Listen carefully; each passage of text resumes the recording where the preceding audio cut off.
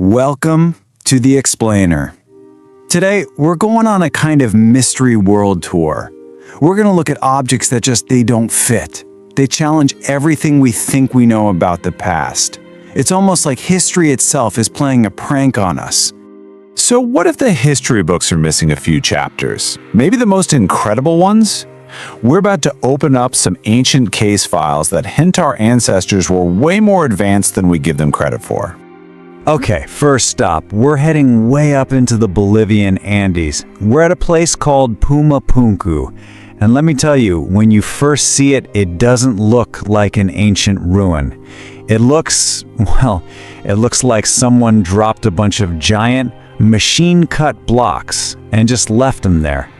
So, the people who lived here were called the Tiwanaku. And yeah, they were known for their farming and pottery. Pretty standard stuff. But then there's Pumapunku.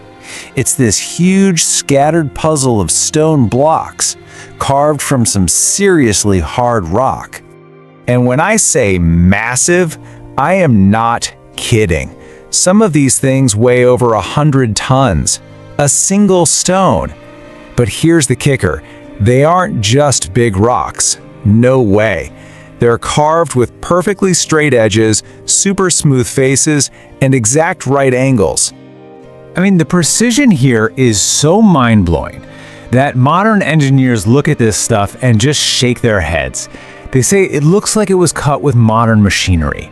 So the question isn't just how they move these things.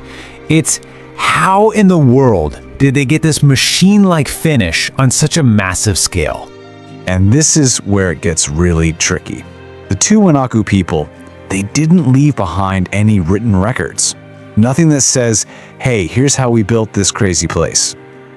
So that's left us with a huge puzzle and, you guessed it, a major debate. So you have two main camps, right? On one side, you've got mainstream archaeology. They say, look, it was probably simple copper and bronze tools, a ton of sand for grinding, and just immense manpower. Ropes, ramps, the whole deal, just pushed to the absolute limit. But then you have the other side. They look at the precision and say, no way. They think there must have been some kind of lost, advanced technology that just vanished when the civilization collapsed. All right, let's switch gears and head to our next case file.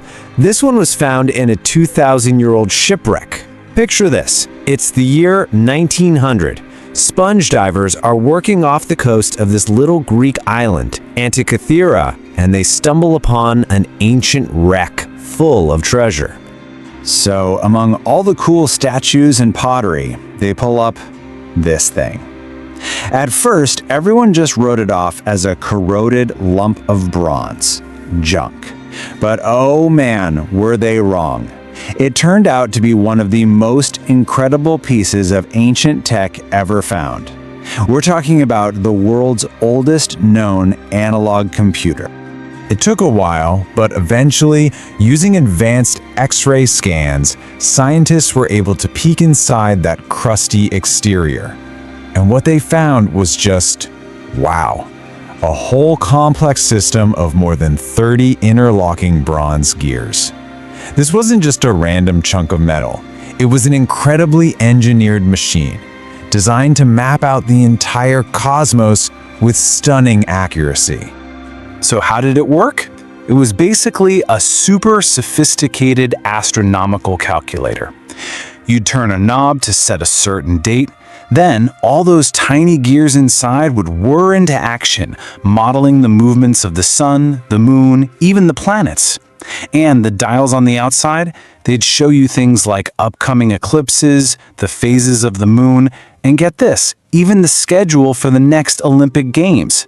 It was literally a clockwork model of the heavens you could hold in your hands. Okay, now for something completely different. An object that's been found all across the Roman Empire, everywhere from Britain to Hungary. And it has this one super baffling feature. We have found over 100 of them, and we have absolutely no idea what they are. These are the Roman dodecahedrons. They're these hollow, 12-sided bronze objects. Every face has a hole in it, all different sizes, and there's a little knob on every corner. The design is super consistent too, which tells you they must have had a specific intentional purpose. But what? And this, right here, is the heart of the mystery. The Romans. I mean, these guys wrote everything down. They were meticulous record keepers. Yet, for an object that's been found all over their empire, there is total and complete silence. Not a single mention in any text, not a picture in a mosaic, nothing. It's like they never existed. So of course, this silence has led to a whole storm of theories. Was it some kind of practical tool? Maybe a measuring device for pipes, a rangefinder for the military? Some people have even shown you can use it to knit gloves, which is pretty specific. Or was it something more mystical, like a tool for telling the future, or maybe part of some ancient game? We just don't have the evidence. All right, our final artifact isn't made of stone or metal. It's made of vellum, and it's a medieval book written in a language that, well, nobody can read. For over 100 years, it has stumped everyone, earning it the title of the world's most mysterious book. It's called the Voynich manuscript, and it's kept at Yale University. This 240-page book is a total puzzle. It's full of these strange drawings of plants that don't seem to exist, weird astronomical charts, and this beautiful flowing script that has defeated every single top codebreaker who's taken a crack at it. And we know it's old. Radiocarbon dating puts it in the early 1400s. We can even trace its journey through history. It's believed to have been owned by a Holy Roman emperor who was obsessed with alchemy and weird stuff. Then, it was rediscovered in 1912 by a book dealer named Wolfert Voynich. But even after all that time, the text is just as unreadable today as it was 600 years ago. So what in the world is it? Well, there are three big theories. 1. It's a complex code, hiding secrets about alchemy or medicine. 2. It's a real, natural language that's just been completely lost to time. And 3, it's all just an elaborate, meaningless hoax made to trick some rich guy. The really crazy part? Computer analysis shows it has patterns just like a real language. But still, nobody has cracked the code. So we've looked at impossible stones, an ancient computer, a mystery tool, and a book no one can read. What do they all tell us?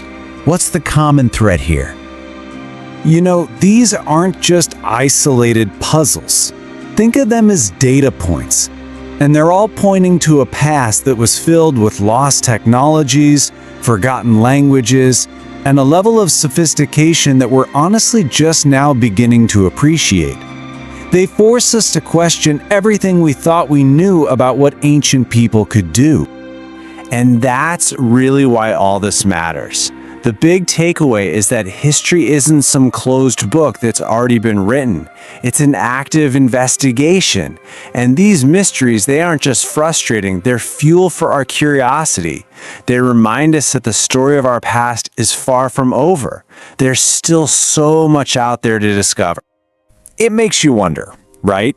What other secrets are still buried out there, just waiting to completely flip our understanding of the past on its head? That question, that's what makes exploring history one of the greatest adventures you can have. These artifacts prove our ancestors still have so many secrets to share. We just have to keep digging.